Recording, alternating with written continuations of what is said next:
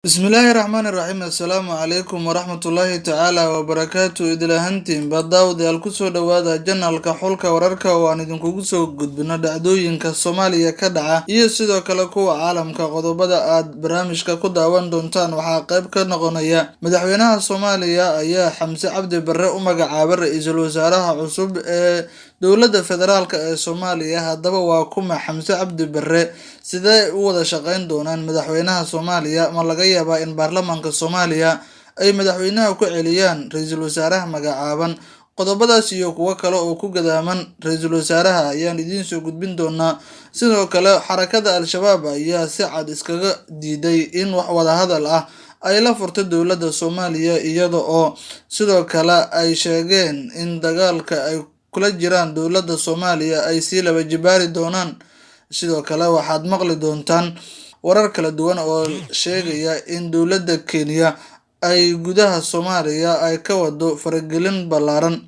Wasiirkii hore ee amniga Jubbaland Xasan Cabdinuur Janan ayaa sidoo kale isagana carabka ku dhiftay in loo diiday in uu tago gobolka Gado ee koonfurta Soomaaliya. Sababta iyo waxa ku gadaaman ayaa guud ahaan ku falanqeyn doonaa wararka ugu dambeeya ee janalka xulka wararka ee aad mar walba halkan ka daawataan.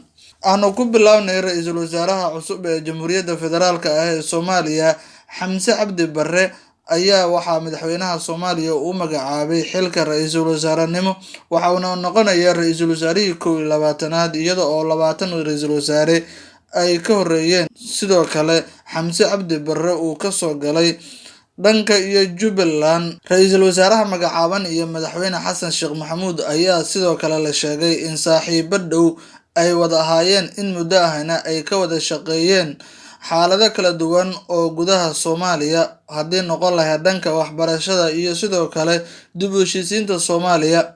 Xamse iyo Xasan Sheekh ayaa la sheegay in saaxiibo aad iskugu qaali ay yihiin, ha yeeshee siyaasiyiin badan oo siyaabo kala duwan qoraallo ugu muujiya bogagooda ay ku leeyihiin social media waxa ay ku sheegeen in Xamse Cabdi Barre uu yahay nin aqoon-yahan ah, qorax joog ah, islamarkaana aan waddanka Soomaaliya sina uga bixin, oo ay sheegeen in waddanku uu u baahan yahay dadka qorax joogta ah ee ula jeedaan in dadka aanan baasaboorka ajnabiga ah ama dal shisheeye aana wadan in fursadaha la siiyo ay muhiim tahay. Doodo kale ayaa jira oo muujinaya in sidoo kale la sheegayo in Xamse Cabdi Barre ay Jubbaland wadatay, iyada oo sidoo kale Jubbaland lagu eedeeyo in dowladda Kenya garab weyn ku siiso. Siyaasiyiinta ka aragtida duwan dowladda cusub ee madaxweyne Xasan Sheekh Maxamuud ayaa ku tilmaamay in dowlado shisheeye ay gadaal ka riixayeen ra'iisul wasaaraha magacaaban ee Xamse Cabdi Barre. Ha yeeshee taasi ayaa waxa ay qaarkood ay ganafka ku dhifteen in waxba kama jiraan ay tahay. Waxaase laga sugayaa baarlamaanka federaalka ee Soomaaliya sida ay u meelmariyaan ra'iisul wasaaraha magacaaban iyo sidoo kale golaha wasiirada uu soo dhisi doono nooca ay noqon doonaan. Ha yeeshee siyaasiyiin badan oo doorashadii Soomaaliya ka dhacday 15 May ee sanadkani ku hanweynaa in ay mar uun madaxweyne ka noqdaan Soomaaliya, ha yeeshee nasiibku uu saaciday madaxweyne Xasan Sheekh Maxamuud oo noqonaya madaxweynihii Soomaaliya ee muddo 2 jeer ah madaxweyne ka noqda gudaha Soomaaliya. Waxa ay banaanka la taagan yihiin waraaqado kala duwan oo ay ku doonayaan qaarkood in ay wasiiro ku raadsadaan musharaxnimadoodii oo hore ay u heli waayeen doorashada madaxtinimada Soomaaliya.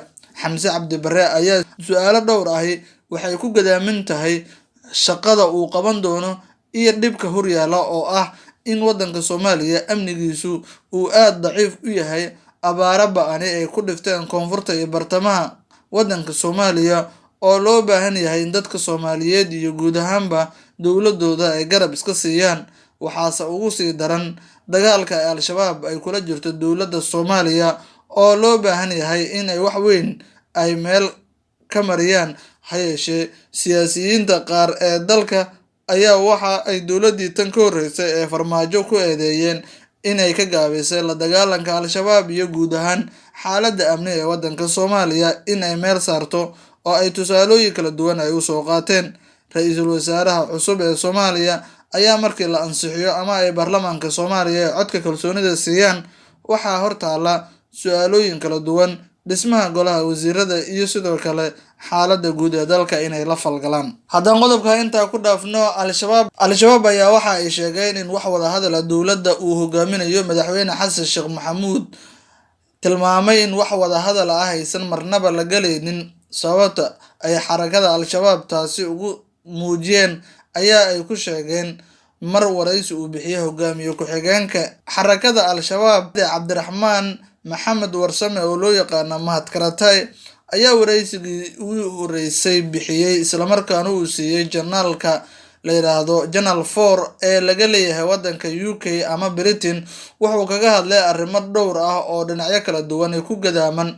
Mahad Karatay ayaa waxa uu qayb ka mid ah waraysigiisa uga hadlay haddii ay wada hadal la galayaan dowladda Soomaaliyeed si loo soo afjaro baa la yiri dagaalka ay ka wadaan gudaha dalka Soomaaliya. Wuxuuna shaaca ka qaaday ama carabka ku adkeeyay in wax wada hadal aysan marnaba la gali doonin dowladda federaalka ah ee Soomaaliya.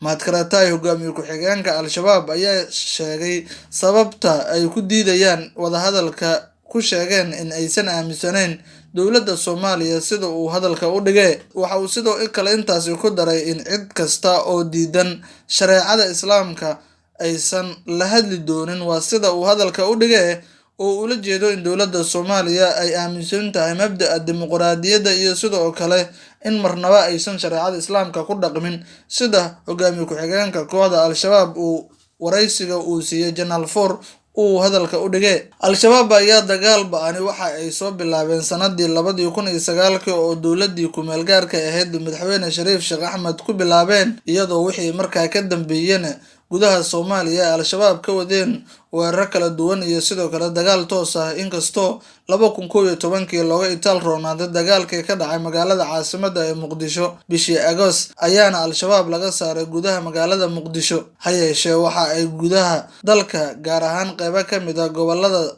dhaca koonfurta iyo bartamaha ay ku leeyihiin xoog, kuwaas oo inta badan la sheegay in ay al-shabaabi ay ka xoog badan yihiin marka loo eego nidaamkooda kuwa dowladda federaalka ee Soomaaliya. Waraysi dhif iyo naadir ah oo Channel 4 siiyay ku-xigeenka hogaamiyaha al-shabaab ee Mahad Karatay ayaa sheegay in wax marnaba lagu tilmaamo wada hadal aysan furi doonin. Al-shabaab ayaana waxa ay gudaha Soomaaliya ay ku leeyihiin awood kala duwan oo dhinaca dhaqaalaha iyo sidoo kale mid militariba ay u saameeyeen Soomaaliya ama dowladda federaalka ah ee Soomaaliya. Gabagabadii barnaamijkeena ayaan ku dhownahay, waxaana daawanaysaan janaalka xulka wararka. Dhacdooyin kale ay muhiim ah ayaa inoo soo socda. Maxaa laga filan karaa dowladda cusub ee madaxweyne xasan sheekh maxamuud ayaa ah su'aal hortaala bulshada Soomaaliyeed, isla markaana dhagahooda ay in badan ay u taagan tahay.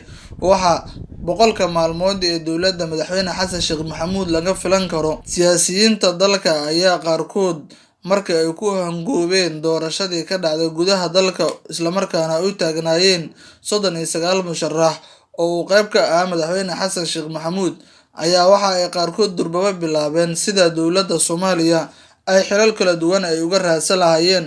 Kuwa kale ayaa quudareynaya in hoggaanka dalka iyo tiimka hogaamiyaba intuba wadanka aysan marnaba aysan ku qanacsaneen oo koox gooni ah inta hadda xilalka la magacaabay ay ku tilmaameen. Ha yeeshee madaxweyne xasan sheekh maxamuud ayaa ah nin xuuraansi badan, isla markaana dadka aad u dhexgala. Guud ahaan intan ayaan kusoo gabagabeynayaa barnaamijkeena oo aad ka daawanayseen xulka wararka, oo aad in badani aan idinkugu soo gudbin dhacdooyin muhiim ah oo ka dhaca gudaha dalka. Inta aanu ku kulmi doono xogtan mid la mid ah, waxaan idinkaga tegaynaa sidaas iyo nabadgelyo. Assalaamu calaykum waraxmatullaahi wabarakaatu.